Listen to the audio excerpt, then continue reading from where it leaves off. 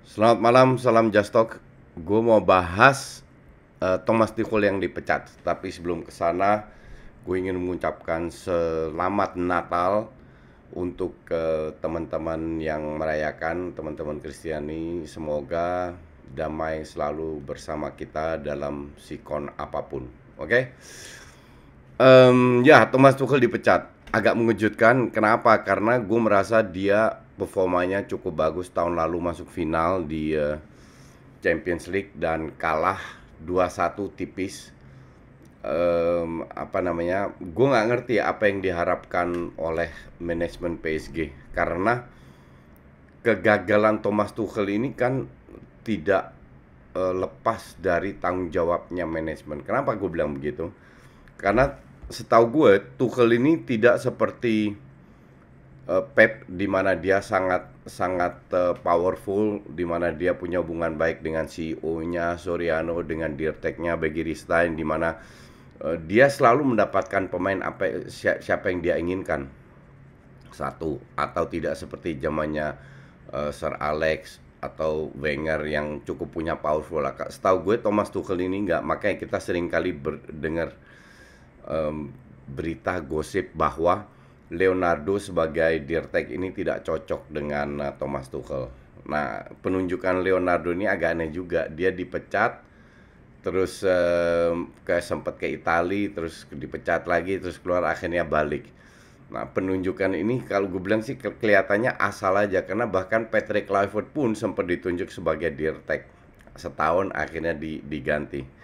Inilah orang kaya kalau nggak peduli dengan duit, asal-asal menunjuk Dirtek, menunjuk manajemen bukan berdasarkan kapasitasnya. Tuchel adalah pelatih yang apa namanya? Yang punya track record bagus di Dortmund, di Mainz dan bahkan di PSG. Jadi kalau gue bilang kita menilai pelatih itu bukan dari trofinya, tapi dari prestasi dengan pemain yang dia miliki. Eh, kita nilai dari performa, apakah pemain yang dia miliki itu bisa bermain optimal lah, bisa bermain top terus. Sekarang kalau kita lihat dia udah berapa tahun di PSG, dan ya kalau bilang selalu juara, semua pun sempat bawa PSG juara ya, kecuali Emery sempat enggak. Cuman di samping itu kan squad PSG ini bukan, dia tahun ini gue bilang tambah melemah. Orang bilang, iya kan ada Mbappe sama sama Neymar. Iya, tapi cuma dua orang, oke? Dua orang, sementara sepak bola ini kan 11 lawan 11. Dan dua orang ini seringkali juga dilanda cedera. Sekarang Neymar sampai akhir tahun juga out. Tahun depan nggak tahu juga kapan fitnya. Jadi gue agak bingung, ini maunya apa? Pelatih kayak apa lagi yang dibutuhkan? Kecuali Tuchel bener-bener dapat power untuk membeli pemain yang dia inginkan, dikasih setahun aja. Kalau dia nggak perform, baru.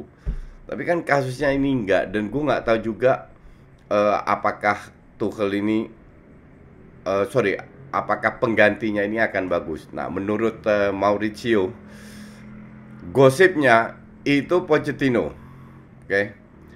Pochettino untuk gue mungkin nggak semua orang sepakat, one of the best coach yang ada di sini.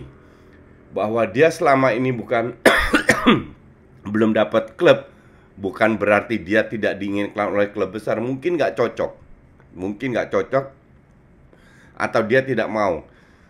Jadi kayak kayak ke Barcelona dia kemungkinan besar nggak mau karena pernah pegang Espanyol, dan ke Arsenal kemungkinan nggak mau karena pernah pegang Spurs. Hal-hal kayak gitu kan kita tidak tahu, oke? Tapi untuk gue, apa yang dia perlihatkan di Spurs dengan pemain ya so-so aja, praktis bintangnya itu Kane doang. Permainannya bagus, bukan karena dia pernah masuk final di Champions League. Untuk gue sih itu hanya bonus. Tapi bener-bener dari sisi permainan, dia bener-bener bisa memanfaatkan kapasitas pemainnya yang biasa aja. Permainan yang sangat berbeda dengan sekarang yang crossing sampai Harry Kane bisa jadi center back ya. Dulu di zamannya si siapa namanya Pochettino dengan Eriksen, sampai Eriksen dibuang sama Mourinho, dan Spurs di bawah Eriksen itu benar-benar keren mainnya dari sisi permainan. Tapi mereka tidak meraih apa-apa. Apakah itu salah Pochettino? Gue rasa tidak, karena kualitasnya memang terlalu banyak pemain yang mediocre. Kembali lagi, kalau seandainya Pochettino benar ke PSG, apakah PSG akan langsung menjadi juara dan lain-lain? Feeling gue enggak. Feeling gue sih awal-awal mungkin ya ada kind of shock effect ya, shock effect yang membawa angin segar.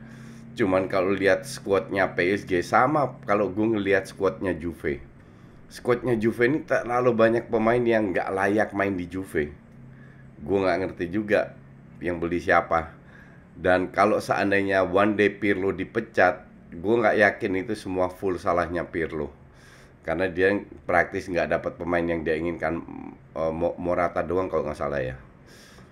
Tapi di PSG pun demikian. Yang siapa sih yang benar-benar pemain top, pemain bintang? Kalau menurut gue ya, Mbappe, Neymar, Kipembe, mungkin Verratti, Di Maria, terus siapa lagi? Nggak tahu juga. Ya, kayaknya itu aja. Terutama lini tengah untuk gue sangat bahkan Di Maria itu udah umur berapa? 30 plus gitu loh. Jadi nggak terlalu bisa di andelin bahwa dia akan selalu main bagus juga.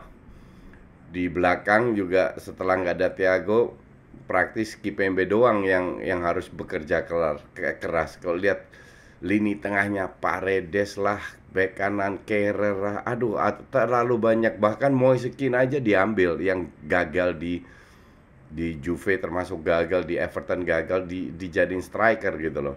Belum waktu tahun lalu beli Choupo-Moting dan aduh ampun-ampunan dah, pemain-pemain yang gak jelas semua dibeli gitu.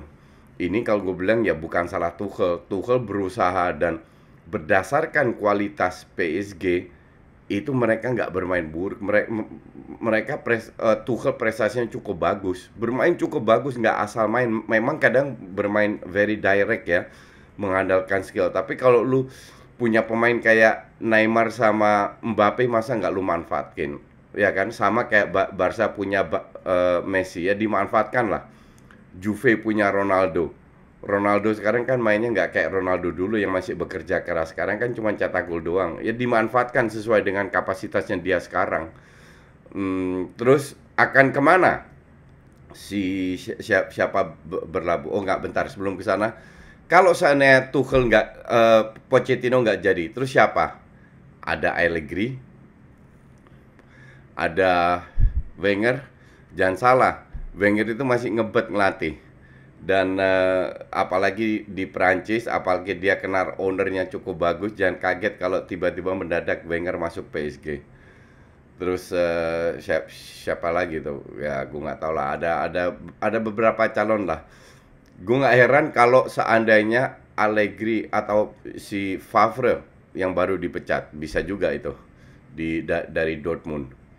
Jadi untuk gue sih Allegri ya termasuk. Kenapa? Karena dia punya nama dan dia sudah biasa bermain dengan pemain bintang. Jadi make sense kalau Allegri, walaupun gue tidak begitu impress dengan permainan Allegri ya. Sangat make sense kalau dia pindah ke PSG. Tapi kita lihat. Terus Tuchel ini mau kemana? Di Twitter sudah ribut ke Arsenal. Gua harap sih begitu. Kalau nggak Twitter, kalau nggak Tuchel, Favre lah juga masih oke. Ya kalau gue bilang sih, seandainya Arsenal dibantai sama Chelsea, feeling gue sih dipecat. Dan ini momentum yang tepat untuk mendatangkan angin segar ya.